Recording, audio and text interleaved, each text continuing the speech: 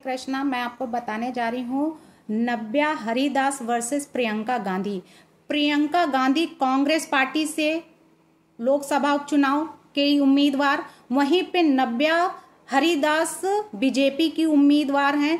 तो क्या अब दोनों में टक्कर जो है आमने सामने ऐसी टक्कर होने जा रही है कि कौन इसमें ज्यादा पढ़ा लिखा है, कौन कम पढ़ा लिखा। वहीं पे नव्या हरिदास मैकेनिकल इंजीनियर, वो इस बार शेरनी बन के वहां की वायनॉट की सीट जीतेंगी या फिर प्रियंका गांधी यानी राहुल गांधी ने जो सीट छोड़ी, बरेली की सीट पकड़ी, तो क्या अपनी बहन के लिए वो जगह जो खाली कर दी थी तो उनकी बहन जो है उस पर अपना जो मोहर है वो लगाएंगी। तो या फिर वायनाड की शेरनी नव्या, वहां के लोगों की जो समस्या भाषा को लेकर है, वहां की समस्या है लोगों की कि वहां के जो प्रियंका गांधी हैं या फिर वो राहुल गांधी, वो उनकी भाषा नहीं समझती हैं। उनको जो है किसी भी तरीके की जो समस्याएं होती हैं वो किसी दूसरे के थ्रू पहुंचाई जाती है। तो ऐसे नेता को वो अपना जो है वोट देंगे या फिर वो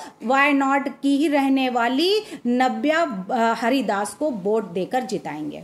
तो अब यहाँ पे सीट बहुत ज्यादा ऐसे कांटों की तरह फंस गई है कि अब प्रियंका गांधी का वहां से निकलना क्या मुश्किल हो गया। क्या वहां की सीट अब प्रियंका गांधी की ऐसी जलेबी की तरह घूम गई है कि अब वहां से उसमें निकालने के लिए कितनी चाशनी डाली जाएगी जिसमें वोटर्स जो है वो उनको वोट दे दें। तो वहीं पे वायनाड के लोग राहुल गांधी से कुछ काम नहीं किया है ये भी कह रहे हैं। वहीं पे 5 साल से वहां मिलने तक नहीं गए, हमारी भाषा भी नहीं समझते हैं। प्रियंका भी उनकी तरह नई प्रोफाइल यानी कि हाई प्रोफाइल की हैं, इसलिए जो है अब उनको जिताना मुश्किल ही नहीं नामुमकिन हो गया है।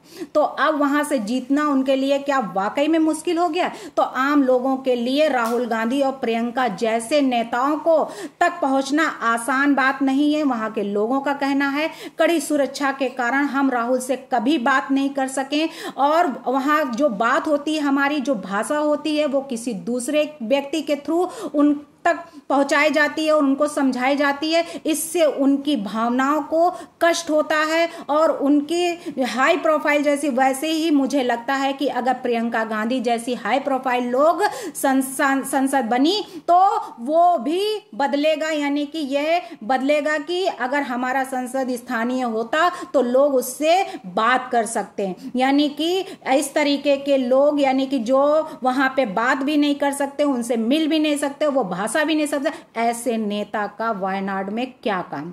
यानी कि इसलिए नव्या भारती इस बार बाजी मारने वाली हैं। इस बार नव्या भारती की जो है वोटिंग में, यानी कि वहां की सांसद बनने वाली हैं। क्या बीजेपी का खाता वायनाड से इस बार खुलने वाला है। तो वाकई में 5 साल से क्या राहुल गांधी वहां मिलने नहीं गए, अपनी बहन के लिए जो सीट छोड़ी थी, तो क्या वो सीट अब ये खाली हो जाएगी, क्या बीजेपी की झोली में जाएगी। वहीं पे प्रियंका गांधी जो वाड्रा हैं, वो पीली साड़ी में लोगों को मोहने के लिए गई थी, मोहनी बन के, कि शायद लोग उनकी साड़ी वाली जो वो लुक है उसको देखकर शायद वोट और हमारी तरफ दें कि वाकई में ये भारतीय नारी लग रही हैं, वाकई में ये उस विदेश की नहीं है, ये तो इंडियन है। तो क्या इस वजह से उन्होंने लोगों का दिल मोहने के लिए वहां पे पीली साड़ी में गई थी, या पीली साड़ी उनके लिए कुछ न्यू संकेत लेके आए। तो राहुल गांधी ने पहली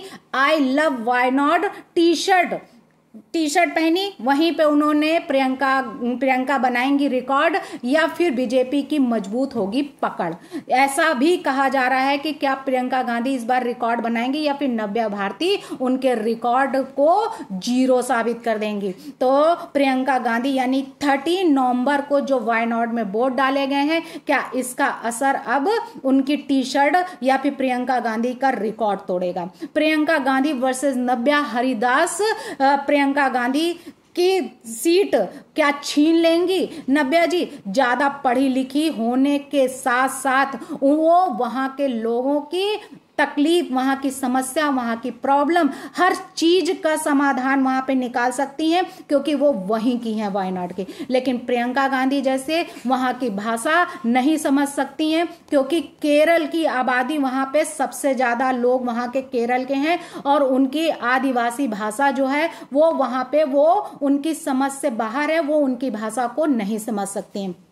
वहां की जो 25 इयर्स की काव्यांजलि है, वायनाड की युवा आदिवासी वोटर हैं, उनका कहना है कि वायनाड में केरल की सबसे ज्यादा आदिवासी आबादी है। यहां एक साल के भीतर दूसरी बार लोकसभा चुनाव हुए हैं। अप्रैल 2024 में राहुल गांधी जो थे वहां पे दूसरी बार जो है सांसद बने, लेकिन उत्तर प्रदेश की रायबरेली सीट जीतने के बाद उन्होंने वायनाड छोड़ दिया था।